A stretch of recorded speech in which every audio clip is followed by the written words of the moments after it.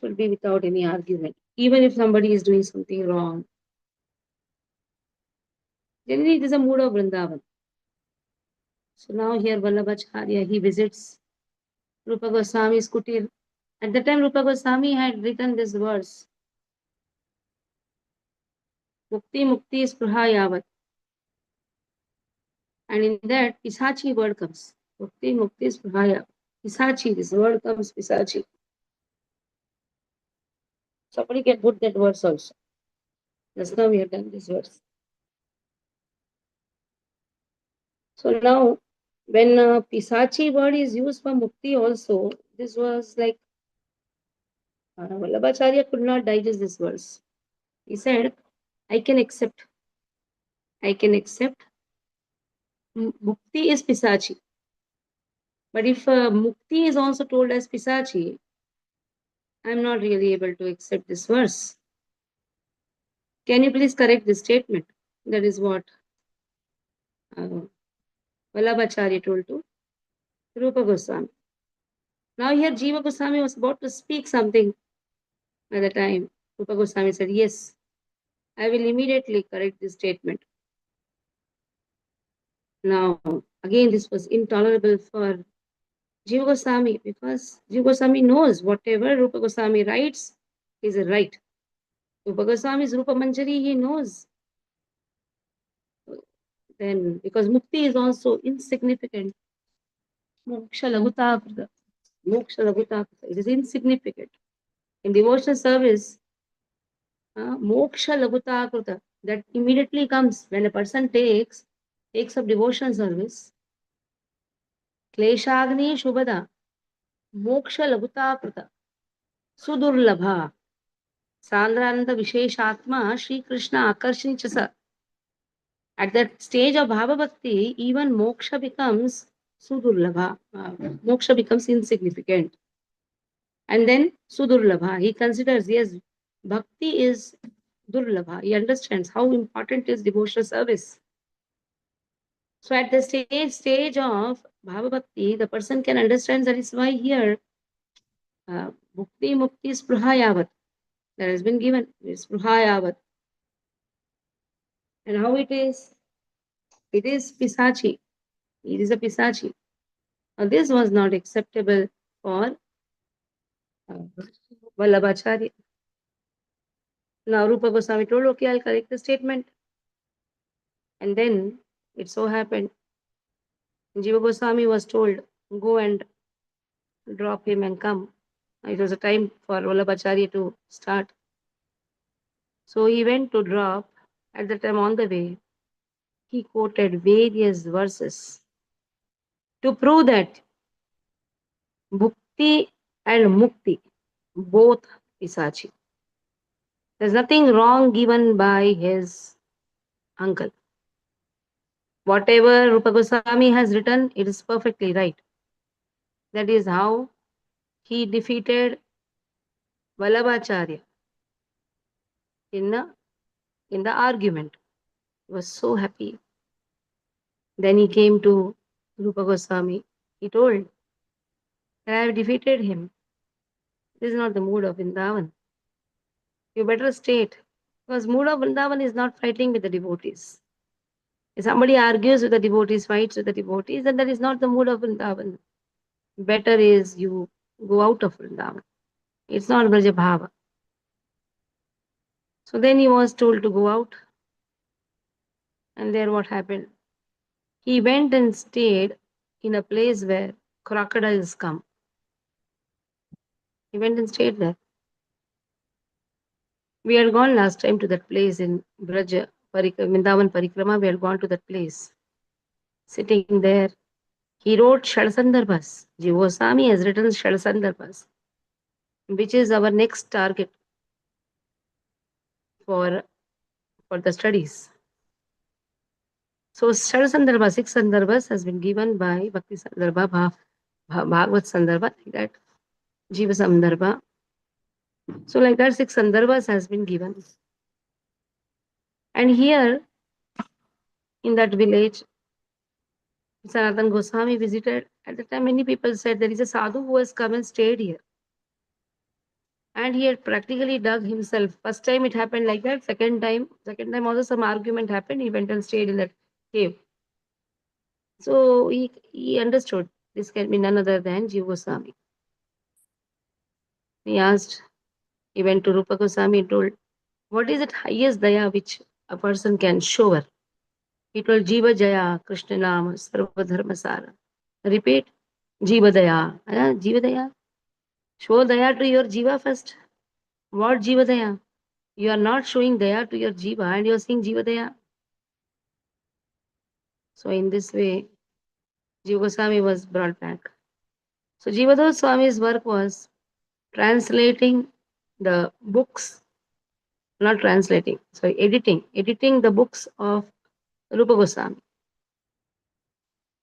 Rupa Goswami was so impressed by Jiva Goswami. He personally made the deities of Radha Damodar and gave to Jiva Goswami. Jiva Goswami's important disciples Narottam Das Thakur Lokanath Goswami. Narottam Das Thakur.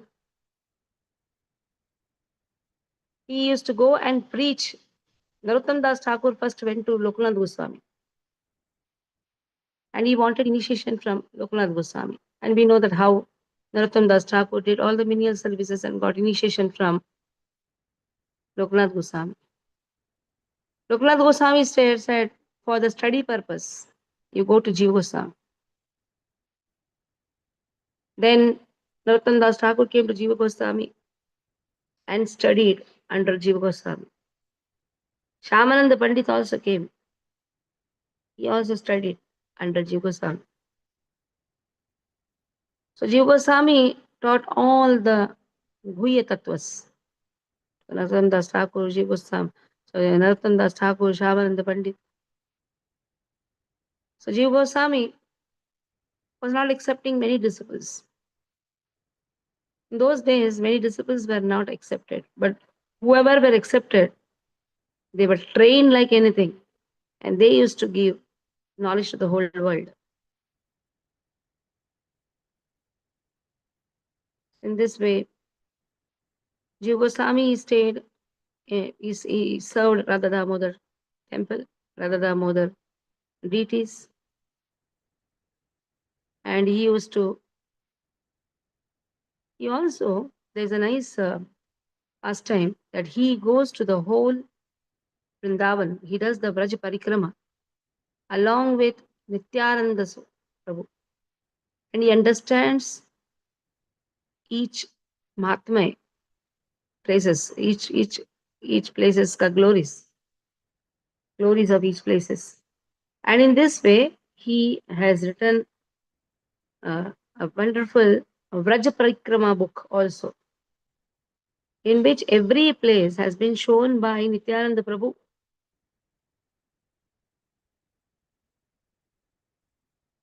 So they're all contemporaries, na? Jiva Goswami, Nityananda Prabhu, all they're all disciples only, disciples of Chaitanya Mahaprabhu. In Jiva Goswami's commentary, if you see, Bhakti Rasamrit Sindhu has Jiva Goswami's commentary. Vishwanath Chakravarti Thakur's commentary is also given. But Bhakti Rasamrit Sindhu has been given by Rupa Goswami, but the commentary, all the commentaries are given by Jiva Goswami. It says, in one of the commentaries, Jiva Goswami says, sadhana bhakti cannot bring Krishna under control. But when a person reaches bhava bhakti and prema bhakti, that is the time he can keep Krishna in control. So like this, wonderful commentaries have been given by Jiva Goswami to make one understand the statements of Rupa Goswami, who has given the sagara for the drop given by Chaitanya Mahaprabhu.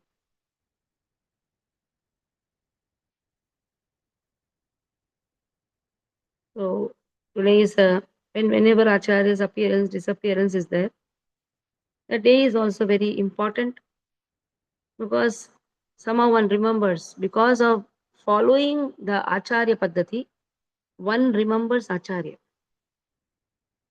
And in the Vaidhi Bhakti, this is most important, remembering our acharyas. And if we remember our acharyas, our bhakti grows. And anyhow, in Bhava Prema also, one has to remember, but it is very much important for the sadhana bhaktas.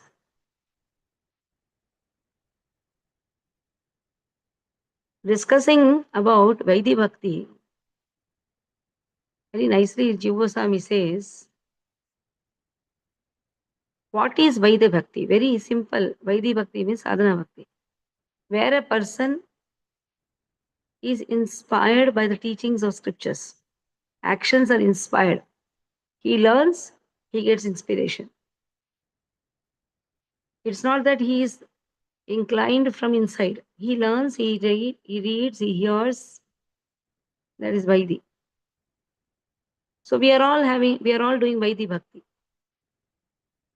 So when the Vaidhi Bhakti grows, then it becomes spontaneous Vaidhi Bhakti. Slowly, slowly that spontaneous again grows to Bhava by Krishna's Anugraha. It requires Krishna's Anugraha. In the Vaidhi Bhakti, two is there. In Sadhana Bhakti, two types. One is you follow the scriptures and do. One is spontaneously you are doing it. Still, that is also Anugraha is there. But Krishna's special Anugraha makes a person comes to the level of Asakti, Ruchi, Bhava, Prema.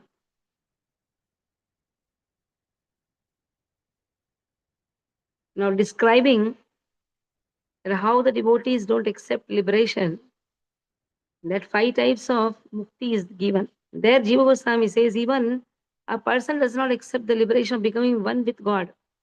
He doesn't want that. In fact, he sees that to be the most insignificant one.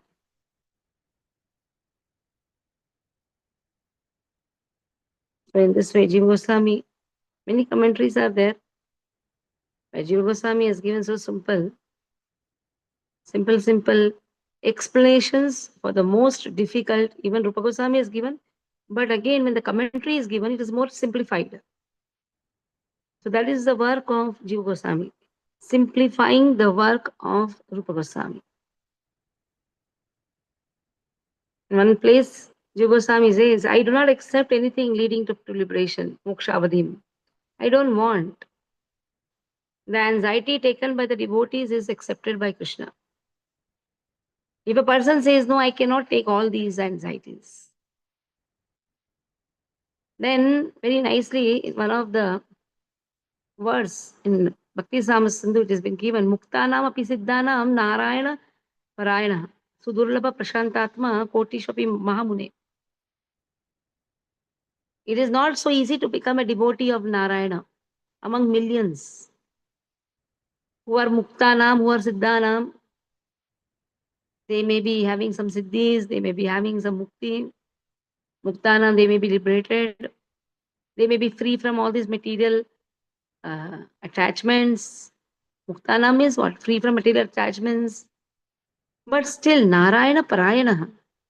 There will be only one devotee of Narayana. So such a person is very rare and is always peaceful in every circumstance. So there Jiva Goswami writes a beautiful commentary among the liberated Muktanam who are still in their material bodies, but without bodily identification, and among those who have attained spiritual bodies, Siddhanam, in the spiritual world, Salokya, even those 10 million of such persons, a person who desires only service to Narayana is very rare.